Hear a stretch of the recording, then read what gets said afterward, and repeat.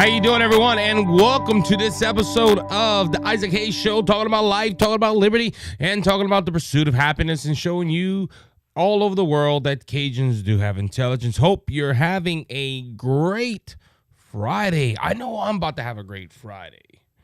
Got a church event tomorrow, a chili cook-off, and it came at the perfect time because cold weather is here in Louisiana.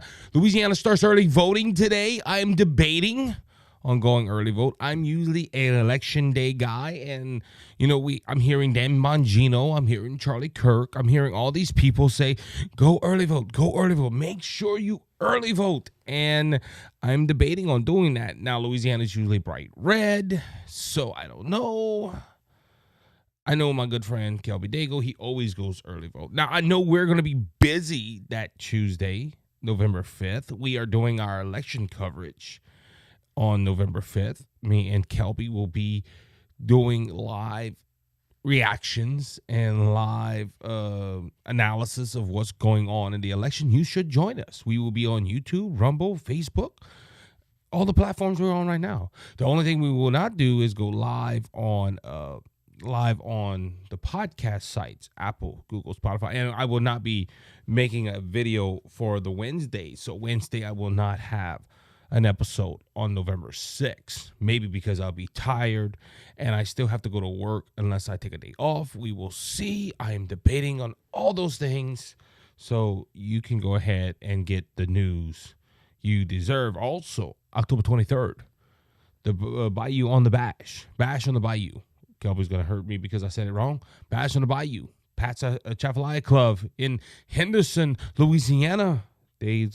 All the Republicans are going to be getting together, and they got some great speakers: Senator Blake Miguez, Chad Boyer, Sheriff Beckett Bro. They're going to have Hunter Corville and the Cajun Fever there. So if you're in the area, go ahead and check out that event on Eventbrite. You can buy your tickets. I think it's $60 a ticket. So go ahead and enjoy some good food. If you want to call Kelby, I think it's $500 for a table. So you can go ahead and check that out. Got a lot going on, ladies and gentlemen. I was going through my stories this morning, that because you know how I do my process. If I see a story that catches my eye, I always save it. And I saved a lot of stories for the last 2 days, and I got to start with the main one that has captured the audience of America, and it is Kamala Harris's interview with Bret Baier. Now, I didn't watch it live. And when I mean live, I didn't see it when Special Report came out. I was at church, and I was helping clean up the church after service, because Wednesday night we have church services. And while I was cleaning, I put it on my phone. My phone was about to die, so I put a charger on it, and I airdropped it to the church's TV that's at the church. And I was listening to it, and I'm going to break it down a little bit. But I'm going to tell you, this interview, I really don't understand why Kamala Harris did this interview. Okay? This was the first interview that she ever done on Fox News. She did not want to debate on Fox News. And we see why now. We see why, because of the questions that Bret Baier asked her. And look, I'm going to say I'm not a big Bret Baier fan. Bret Baier is a news journalist, and he does his job on Fox News is to give news. He's not an opinionist like Jesse Waters. He's not a commentator like Sean Hannity. He is a news journalist. So he approaches everything as a journalist. Like me, I am not a journalist. People will try to say that I report the news. People like Dr. Michael Schwartz, they try to say, well, he's a newscaster. No, we are opinionists. We give you a news story from a news source. Fox News, Daily Wire, something of that nature, and we go ahead and give you our opinion on it. And ladies and gentlemen, that Bret Baier was the perfect person to do this. Look, as for a grade for Bret Baier, he had an A+. He brought his A game. But there was a lot going on with this interview. Okay, let's start off from the beginning. Bret Baier originally scheduled this for an hour. So, look, I've done interviews as well. I've prepped for them. You have certain questions you want to ask them. You want to, if they say a certain thing, you want to kind of press them, but do it in a respectful way. Well, the campaign gets in touch with him and says, hey, we're only going to give you at least 30 minutes. And then it went down to 20 minutes. And it was supposed to start at 5 p.m. This gave him plenty of time. I don't know. I think they're Eastern Standard Time. They were in Pennsylvania. So it probably was 4 o'clock our time here in Louisiana. And she shows up 15 minutes late. 15 minutes. Bret Baier and his team was worried they would not get the footage in time to send to the studios in New York. And there's a long process to send videos and edit clips. And a lot of people say, well, Isaac wasn't edited. Look, live edits are just as hard as editing in a studio. Brothers Just Searching, we live to tape. We have 3 or 4 different angles for Brothers Just Searching. Our producer, LB, he was here a couple of weeks ago. You heard him on the microphone. We was communicating in studio. He has to go and put this all together. Now, this is not his full-time job. He has to work, and he does it on his spare time. Now, these are people that do it full time. They probably could do it real quick, but the thing of it is to put all that footage together, do your angles, and send it to New York is very difficult. They were afraid they wouldn't do it. And guess what? It didn't fluster Bret Baier, but Bret Baier had to readjust his interview, especially with the time frame. Okay, if you have questions that are that you can fill a whole hour for, you have to fit them now in 20 minutes. And the interview went about 25 minutes, give or take, 24, 25 minutes. Bret Baier said that at the end of it, they were cutting him off. They were telling him, wrap it up. And I know why her aides were doing that. We're about to talk about her performance in this interview. But Bret Baier had a lot of things going on. He was very frustrated, but he did good. This is why they overtalked one another. She was trying to filibuster him with quotes about Donald Trump being bad and evil. He's unstable, she said at one point in the interview. And Bret Baier was trying to correct her and trying to get as many questions in as possible. But Kamala Harris, and let's just go straight into her performance, did not answer any of the questions. And her answers was gibberish. We can start off with her question, the very first question, which was the border. She went ahead and talked about her. Bret Baier asked the question about the border, the immigration problem, and of course she was. Look, when all else fails, blame Trump. She said, "Well, we had an immigration problem way before Trump. We when we first got into office, we went ahead and pushed a bill on immigration." And Bret Baier said that bill was not really an immigration bill. He fact-checked her on several areas with all the issues, but he asked the question, does she regret anything she did at the border? And basically she said no, because this was a couple of lines. She said, I'm going to follow freedom and I'm going to follow the law. Well, she said, I'm going to follow the law, and there was a couple of things you can hear when she would say follow the law or something like that. She was saying, look, I'm not answering that question, but I agree with it. This is what she did on the question about transgender surgeries in prison. There's a video out there where she said, I will push that. 5 years later down the road, she said, well, that's 5 years. I'm going to follow the law. Donald Trump had to follow the law. And she was trying to basically say Donald Trump endorsed transgender surgeries, and that's not true either. There was no gender surgery, as Bret Baier said, in the interview under Donald Trump's presidency. It happened in 2022 under the Harris-Biden administration. Also, the aides said, which is rightfully so, Donald Trump said, I didn't push those issues. Donald Trump never endorsed the federal government to pay for transgender surgeries of an inmate in prison. He never did. So for Kamala to come out and say this, that she's going to first follow the law, like Donald Trump did, try to put Donald Trump under the bus. It didn't work. And again, this is where fact checking comes into play from a journalist. And this is when fact checking is put in its proper place, not at a debate stage. A moderator is supposed to moderate the debate, let the candidate talk, and the other candidate is supposed to fact check, just like Ted Cruz did to his opponent earlier in the week. And we're going to talk about this because that happened on Tuesday night, I believe Tuesday or Wednesday night. And this interview, it happened Tuesday night. It happened the night before this interview. And our Wednesday show was chock-a-block, and we're going to talk about this in a little bit. Wednesday's video was chock-a-block. We have a lot going on. Look, under 3 weeks away, ladies and gentlemen. But she did not. Harris responded by highlighting the Biden administration's first legislation push, which was immigration reform, and accused Trump of killing the bipartisan immigration bill. She did do that. She went ahead and said 9 months ago would have passed, and she filibustered a lot what Bret Baier was trying to say. Now, a lot of people said that Bret Baier was pushy. He was trying to get some points across.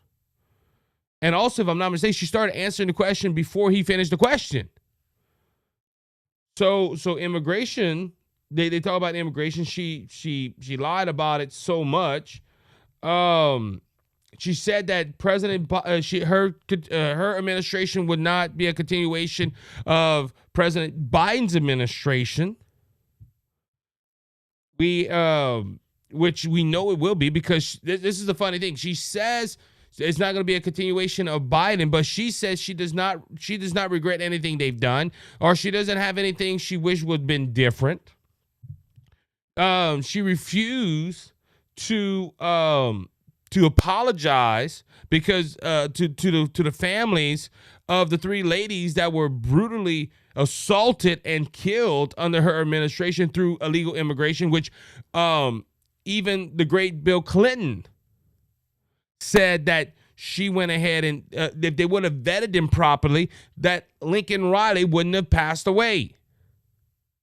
She refused to say. She kept on saying, "I feel sorry for the family. I feel sorry for the family." Look, just admit. Look, I wish we would have did something different. I apologize for not doing my job right. No, she went around the question.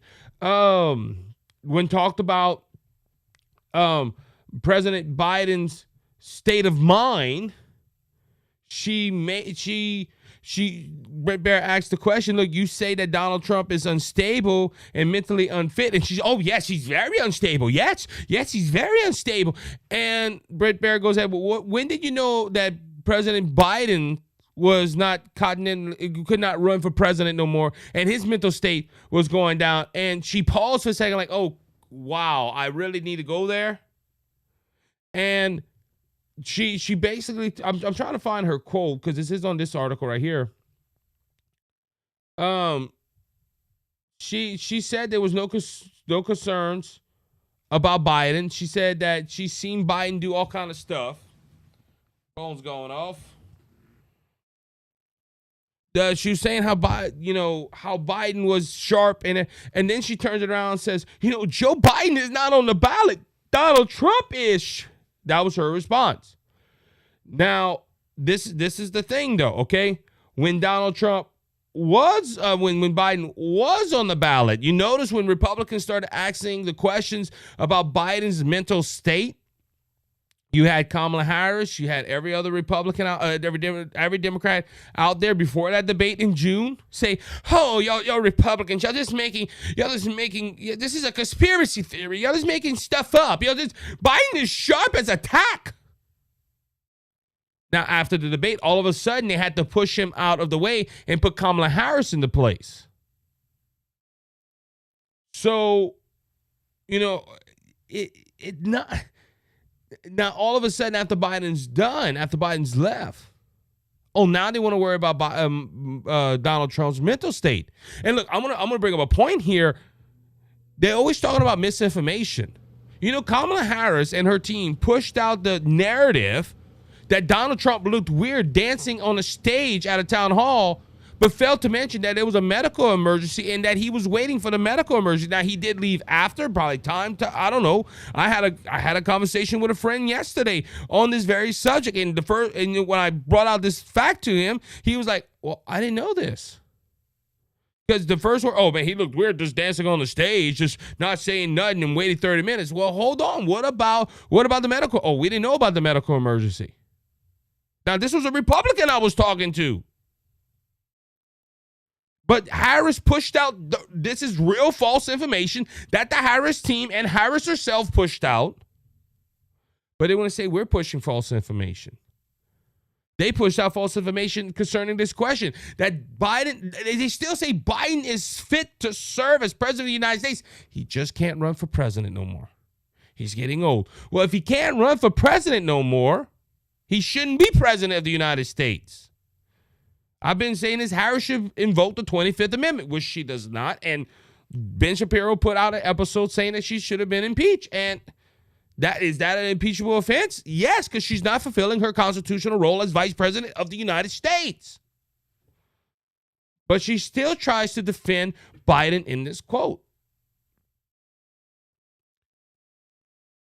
This is her quote from after Bret Baier pushed her and pressed her about, this was the question that he pressed her on. You met him at least once a week for 3.5 years. You don't have any concerns? Because that was the question. Did you have any concerns? No, I didn't have. Listen to her response. I think the American people have a concern about Donald Trump. See, she switched it back to Donald Trump because she has no other defense. She had to have seen this. She was with this man for 3.5 years and she could not see that he was mentally losing it.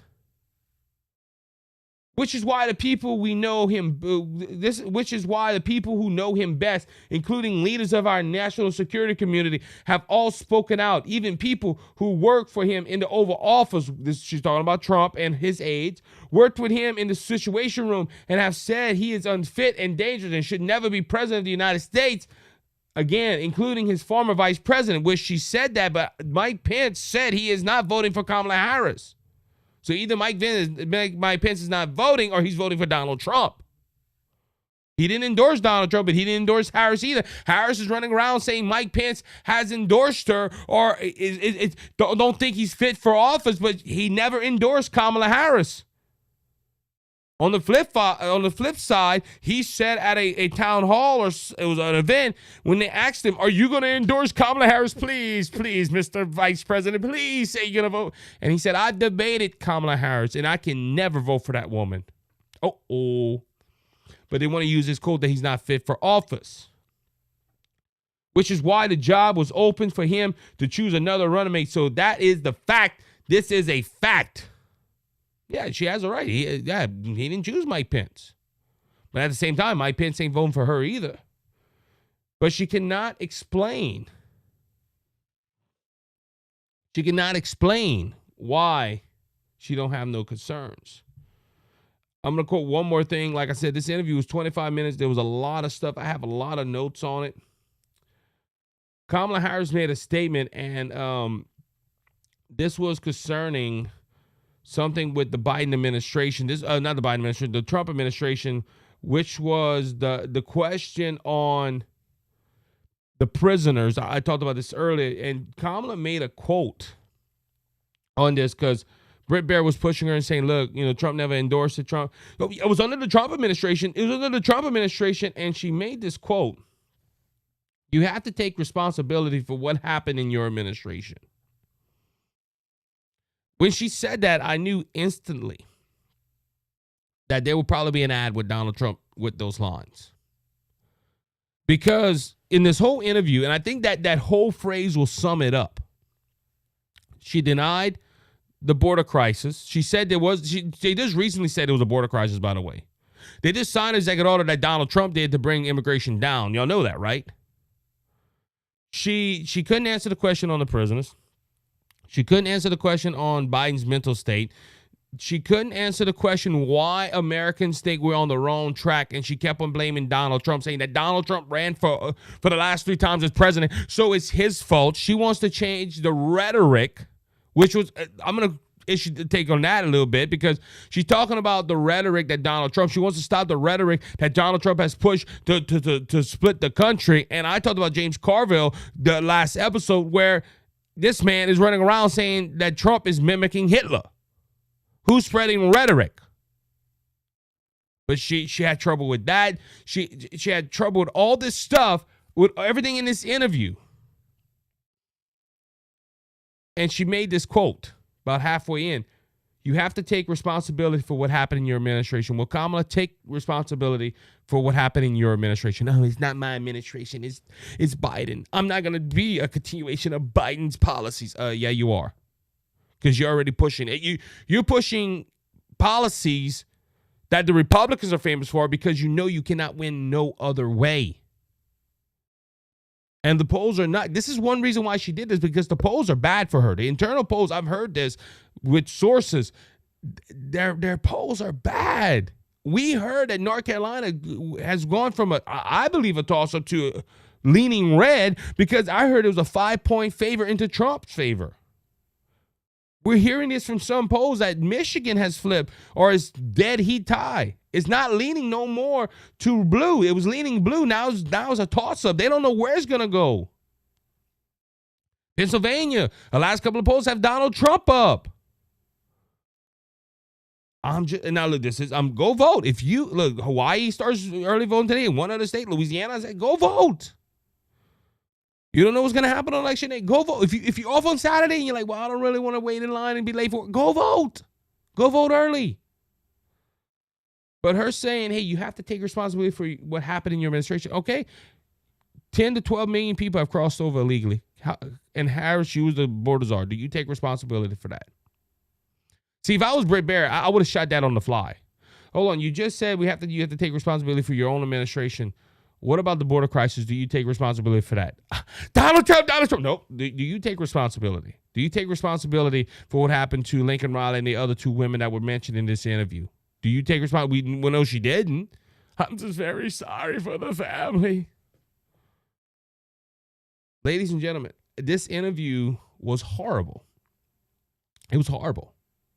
And it did not, to my knowledge, it did not help Kamala Harris whatsoever. Now, I want to talk about what happened after the interview, because, again, we had Bret Baier go on his own report and say, look, they were telling me to wrap it up. Now, Glenn Beck said a good point. They should have said, hey, turn those cameras around. They want me to stop talking to you. Why? The reason the staffers wanted Kamala Harris to be done, and the reason they wanted this sharp, because they did not want her to get any more embarrassed. This was the first interview that she ever had that was tough on her. And we seen she couldn't answer the question, but not according to the mainstream media. Again, her staffers wanted to go ahead and end it. Brian Shelters from CNN said that this interview shows signs of toughness and strength. And even the view was like, she needs to go into the place where she's unpopular. No, women have to do that. Trying to make it a sexist thing. But Brian Shelter saying that it's signs of toughness and strength. I don't know what interview he was watching.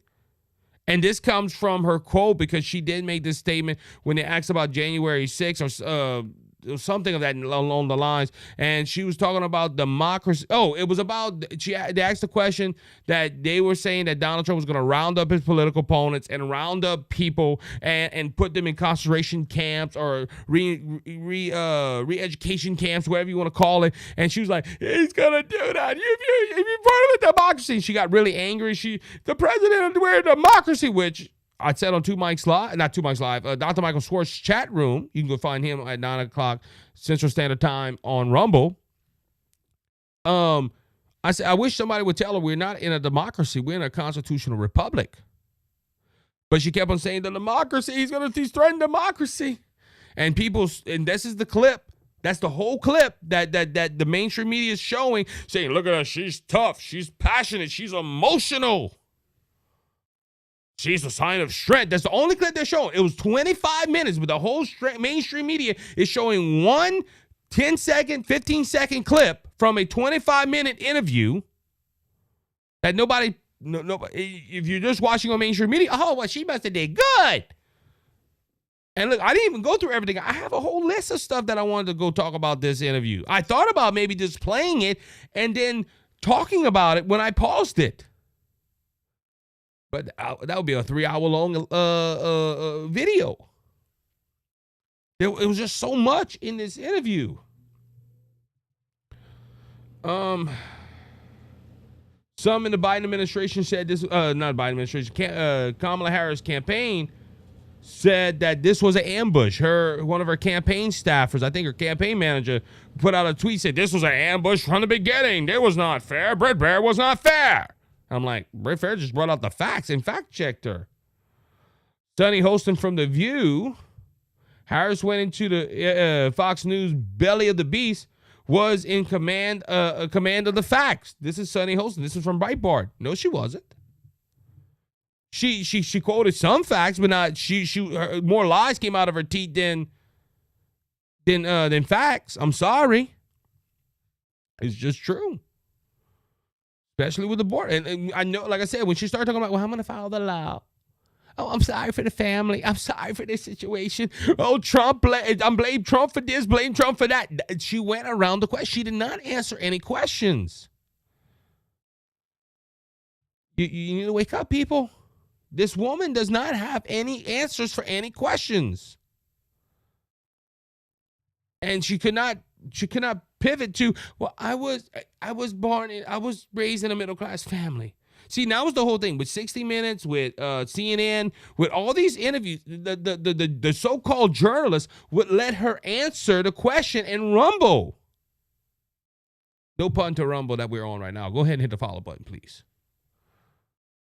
She filibustered. That's all she did in this interview. The last interviews with CNN and with all the other, even with Charlemagne the God, which blaspheming right there, in my opinion. They let her answer the question, and she just rumbled. And they're like, "Oh yes, oh yes." Bret Baier came out and gave her the facts and said, "Look, you saying this, but what about this?" And she got flustered and she got angry because she didn't have an answer. And I learned this with a debate. If you're talking to somebody and they're angry because you presented something, 9 out of 10, you won the argument already.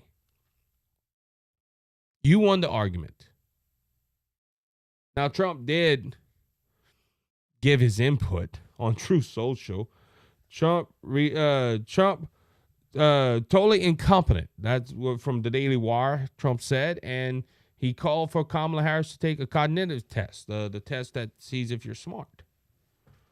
And said Bret Baier did a good job. He said Bret did an excellent job, and Kamala did a horrible job. Of course, Trump would say that because he's running against Kamala Harris, but he wasn't wrong. He wasn't wrong. And look, Donald Trump, needs to do it. Now, I don't know if he went on Bret Baier, but Donald Trump has been doing interviews. Donald Trump, and I had this for earlier, it's related to because they brought this out in this interview. Donald Trump sat down with a group of women at a town hall. Frankner's Focus. It was on Fox. It was a town hall with all female voters. Donald Trump said he would end sanctuary cities, restore normalcy. They asked him the question about putting his prisoners in jail because apparently Trump said something about rioters and putting them in jail, and Kamala Harris takes that as peaceful protest. She said that he's going to arrest peaceful protesters, people that don't agree with him. No, if somebody's burning a building in the name of protest, that's not a protest, that's violence, and you need to put them in jail. That's all Donald Trump was saying. And Donald Trump was saying, look, because there have been people, and there was a Afghanian person that came across that was planning to do something wrong on election day, an attack. And Donald Trump said, hey, people that target poll places, they need to be prosecuted and they need to be put in jail. Oh, people that disagree with him. No, he did not say that. But the mainstream media wants you to believe that. He was asked this question at this town hall, and Donald Trump, I didn't watch the town hall, and apparently Donald Trump did some great things. He said we're going to have law and order. Crime consistently ranks up as top issue for Republicans nationwide, falling right behind the economy, which polls indicate is the latest motivator as the constituents head to the ballot box.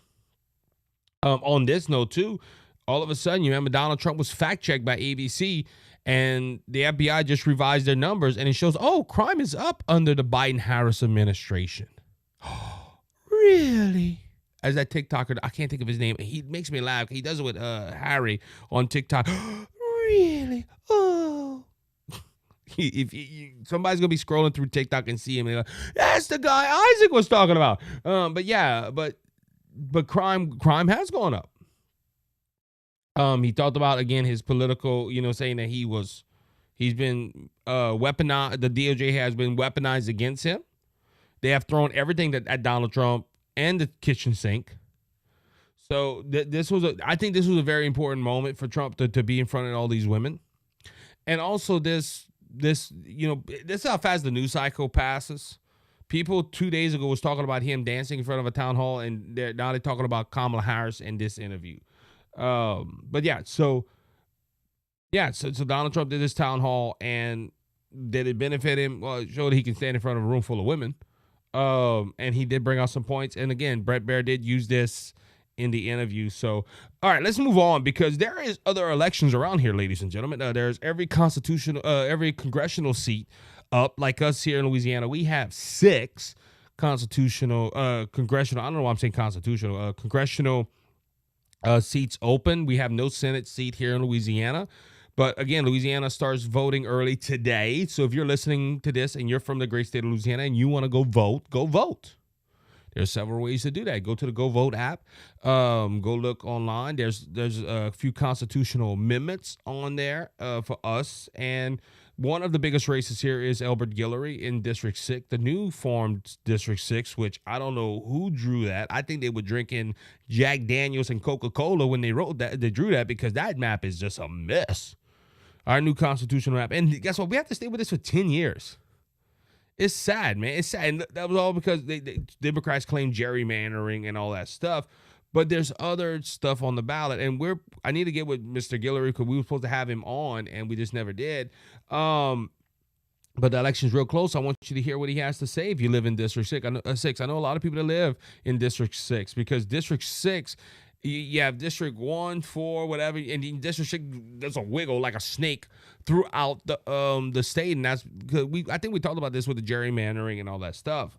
The reason I'm bringing that out, again, though, there's other things on the ballot besides the President of the United States, and you in Texas, you have a battle with Cruz and Elrod. I think Congressman Elrod from the great state of Texas, and this election for Senate, surprisingly, is very, very tight. Now, we know Ted Cruz is part of the conservative wing of the Senate, in Washington. Ted Cruz has run for president once and lost.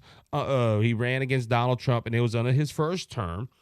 He nearly lost against Beto O'Rourke, and there's a lot of things that played into that, but Ted Cruz once again is in a tough uphill Senate battle. And look, I can't believe that was 6 years ago. I remember talking about that. Now, we weren't on air, but I remember the race with Beto O'Rourke. It was really intense. But the one and only debate that Ted Cruz and Elrod, that's how I read it, Elrod. I might be saying it right. I don't know. Went ahead and faced off on Tuesday night. This was the long debate. This was the only debate they had. And look, they covered a ton of issues. I went back and listened to this debate. They talked about abortion. They talked about immigration. They talked about transgender rights. They brought out how,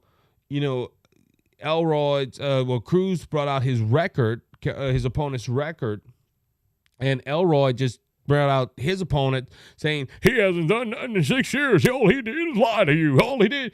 And he made all these points. And this debate, ladies and gentlemen, if I had to grade it, and look, I'm honest with you guys, I don't think Ted Cruz was the winner, and I don't think Elroy was the winner. But they did have some good points come out, especially Ted Cruz. I wish Donald Trump would have did this to Kamala Harris, brought out his record, because every time Elroy would say, well, I'm against this, I'm against, like one example, okay, he said he's not for boys in girls' bathrooms. If you're a transgender girl and you want to go use a boy, let me say like, they asked him the question, do you think a boy, and I wish they would have rephrased the question, but do you think a boy should play in girls' sports? The obvious question is no, okay? I wish they would reshape that question. Do you believe a trans girl should play girls' sports? See, that's a big difference in the question. Because, again, the question is, do you believe boys should play in girls' sports? Absolutely not. I don't believe in that. But if you flip it around and say, okay, what if a boy transitioned to a girl? Do you believe he should? Do you believe that individual should play in a girl's sports? See now, this is where it ties up the Democrats, and these Democrats that are trying to play moderate. Well, that boy did turn into a girl, so he is a girl. Oh, so you're saying that he was born a male. Now, because he says he's a female, he can play in sports. See, that's where it would tie up. But of course, the moderators were more left leaning in this debate. Now, they did a good job. They did hold him to time and everything like that. They did not give Ted Cruz one question. They didn't fact check. That's local news anchors are a lot better than mainstream. But said that he lied. Alroy said that Cruz lied, and Cruz was the same. He left for Cancun and when a storm, which he was accurate on that. Ted Cruz did leave, but when a storm's coming, hey, if you have the means to go to Cancun, I guess, I don't know. But Cruz brought back to his record, because especially, again, this was a big topic of the debate where he was like, hey, I believe boys shouldn't, I don't believe boys should play in girls' sports. I'm a Christian, I'm a that. And Ted Cruz just said, well, let's look at your record. You voted with Nancy Pelosi 100% of the time. You voted for this bill, you voted for that bill, and he brought out Alroy's record. Now, Alroy had a strong moment, and like I said, I don't believe, Ted Cruz had some thoughts about January 6th. And Alroy, he was trying to make his point. I was ready to defend the Capitol while Ted Cruz hid in a closet. I thought they took all the congressmen away.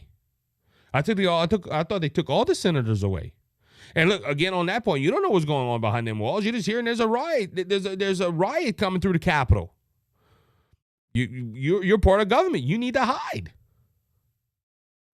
But Ted Cruz was a coward, and Ted Cruz made a smirk at him. And you don't laugh, sir. You don't laugh. That January 6th is not nothing to laugh about.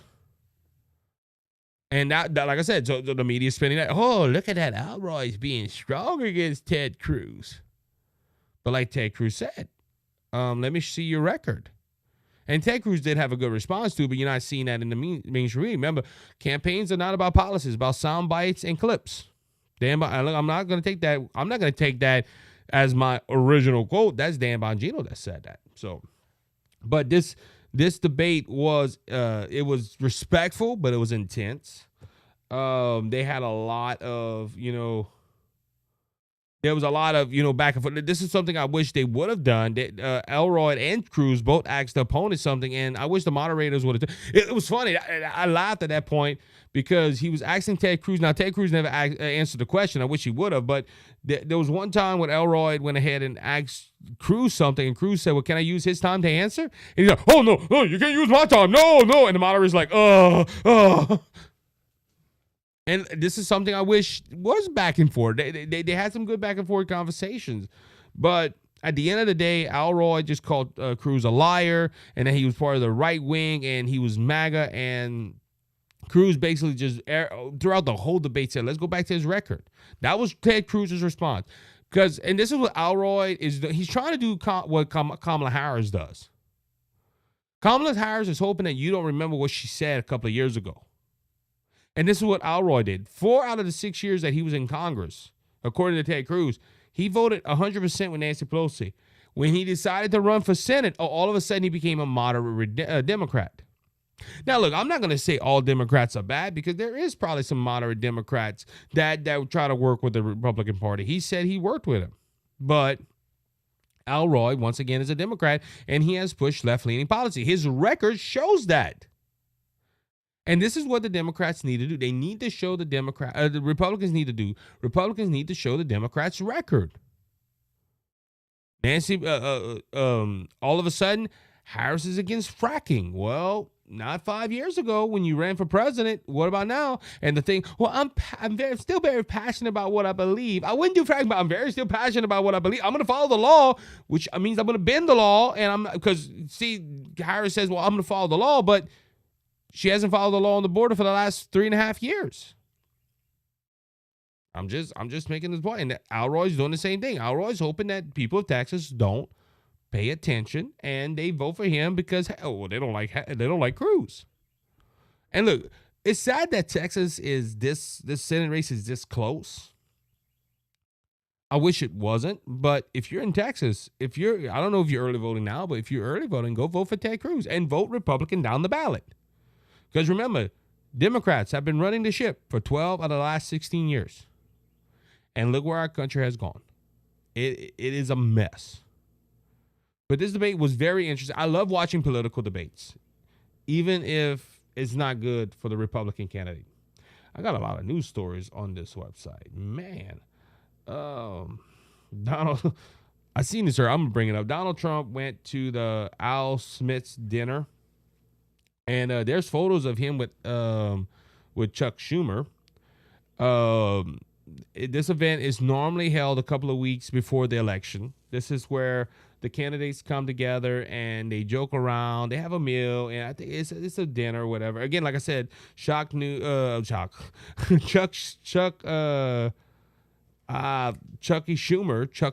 was in attendance there apparently because him and Donald Trump have a picture now. He raised his toast, whatever. And Harris, for some reason, Harris couldn't make this event. I don't know why. Maybe she can't take a joke. She can't take criticism. But Donald Trump took... Now, this is interesting. Let me say this before. Harris is the first major party presidential candidate to skip this dinner since Walter Meadow in 1884. Now, he lost that election to Ronald Reagan. Just saying. But Donald Trump, but again, Harris sent in a video and talked about why she couldn't be there and everything like that. And President Donald Trump took aim at her. He made fun. He said, "Look, I want to quote Donald Trump. He was surprised she was not there. That's how he said that, making a joke. Hey, she never shows up. She never shows up. But yeah, this is a bipartisan political event. If you really wanted Vice President Harris to accept your invitation, I guess you should have told her the funds were going to bail out the looters and the rioters in Minneapolis, and she would have been here, guaranteed. She would have been guaranteed. Trump talked about Harris's absence on Thursday, quoting her promoting a bail fund back in the rise of 2020.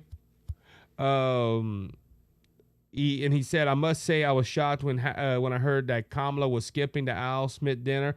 I really hope that you would come, but we can't get enough of hearing her beautiful laugh. She laughs like crazy." Trump joked at another point at Harris. So yeah, Harris did not join in that, and she apparently she missed out on a roasting because Donald Trump roasted. Okay, I got a few stories. I'm gonna go with this one first, because I think this is important. This is concerning Israel.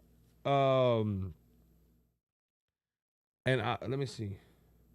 Man, I got so much, and I'm time limited this afternoon.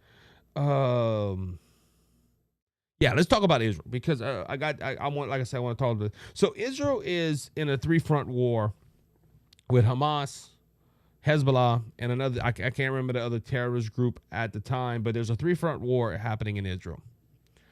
And as you know, Israel has been pushed by the Biden administration to stop ceasefire, please.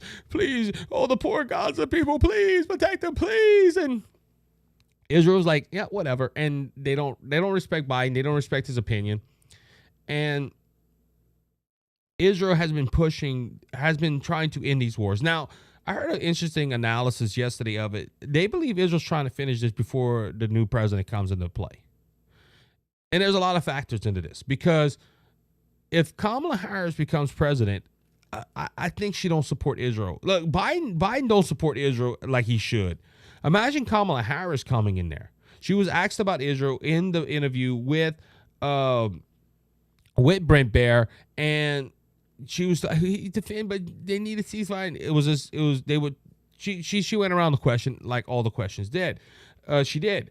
But it's funny when Israel does something good in this war, the Biden administration wants to congratulate them and give them praise and like, yay, we did something, yay. Why do I say that? Well, again, this three-front war, they've been battling Hamas for over a year now. October 7th was the anniversary of the horrible terrorist attack on Israel's borders.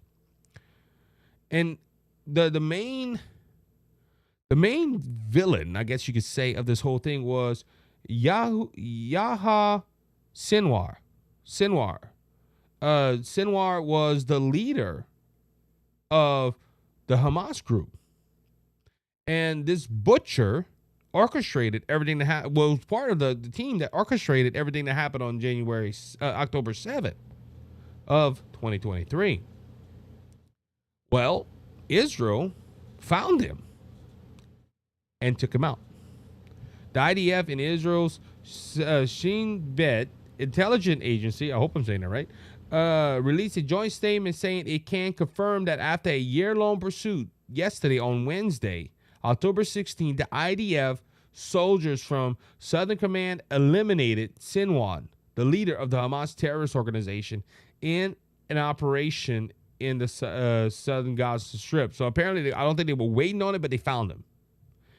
And Israel's Prime Minister Benjamin Netanyahu said Thursday, following the confirming of Sinwar's death, that Hamas suffered a heavy blow, but the war in Gaza is not yet over. Netanyahu added that Hamas will no longer rule Gaza, and this is the beginning of the day after Hamas. And this is an opportunity for you, the residents of Gaza, to finally break free from its tyranny. Netanyahu also said Sinwar ran away in fear from our soldiers prior to being eliminated. He told you he was a lion, but in reality, he was hiding in a dark den, and he was eliminated when he fled in a panic from our soldiers, Netanyahu said in a televised message. Now, this is the funny thing about this. This is what I thought. Okay, this is good. This is good news, all right? An enemy of America, an enemy of Israel, has been eliminated. And, you know, we hear about this ceasefire in Gaza, deal with Hamas, try to get the hostages back. As Benjamin Netanyahu said, this dictator, tyrant, murderer has been eliminated. Now the people of Gaza can finally live free. See, they were living under tyranny under the Hamas leadership. But now they're free. Now, the war ain't over because, I heard the other day that half of the humanitarian aid that is going into Gaza is going into Hamas's storerooms.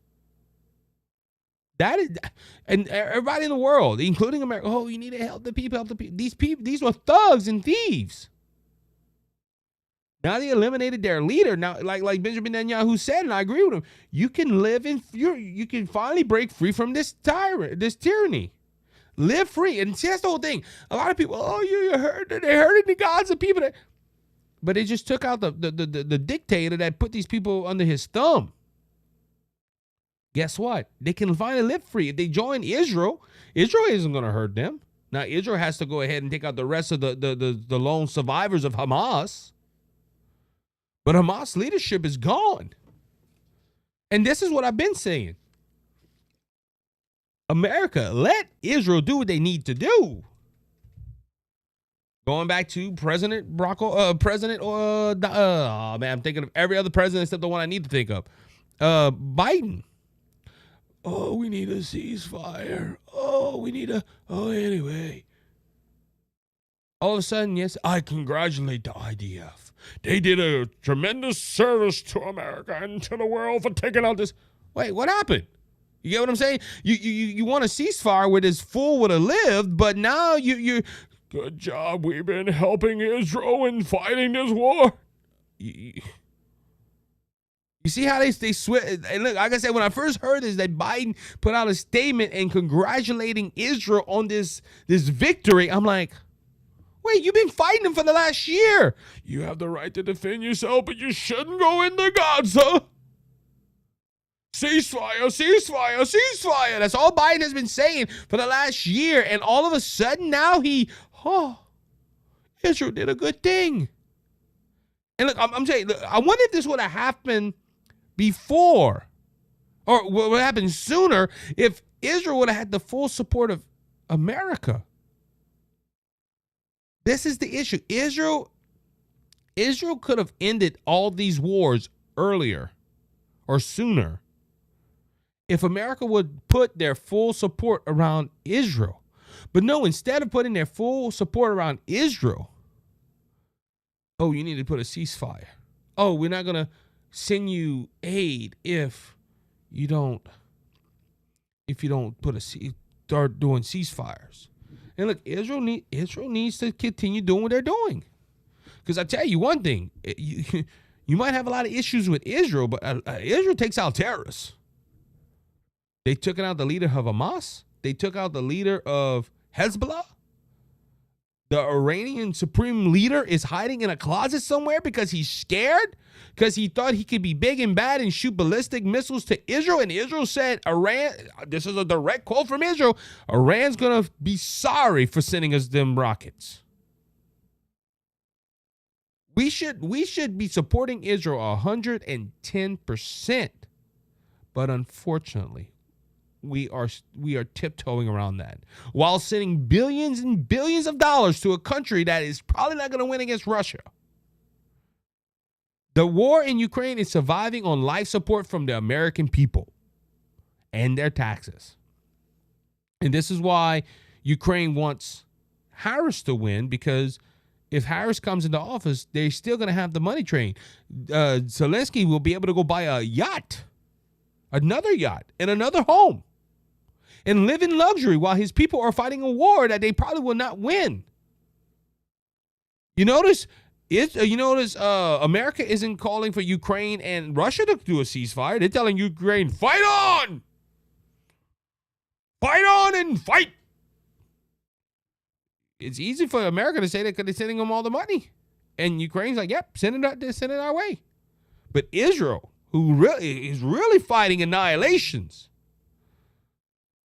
well, you should defend yourself, but we will protect you with the Iron Dome, but you better not go attack Iran. What's the difference? Well, I'm gonna be honest with you, and this is where it's gonna get spiritual.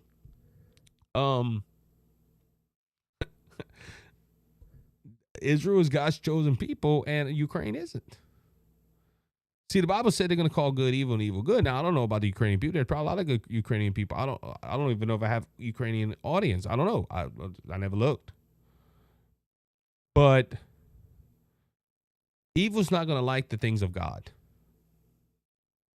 And Israel is God's chosen people. And the devil is going to use his minions to try to annihilate Israel. Remember, Israel is, if you study Bible history or Bible prophecy, Israel is the key to prophecy. Just remember that. I think this is why the left we support Israel, because it's a good talking point. If they had a focus group that said, hey, protecting Israel was a bad thing, they would not support Israel. And look, we've seen this in Michigan. There's theories out there. This is why Josh Shapiro was not selected as the vice presidential candidate of Kamala Harris, because he was Jewish.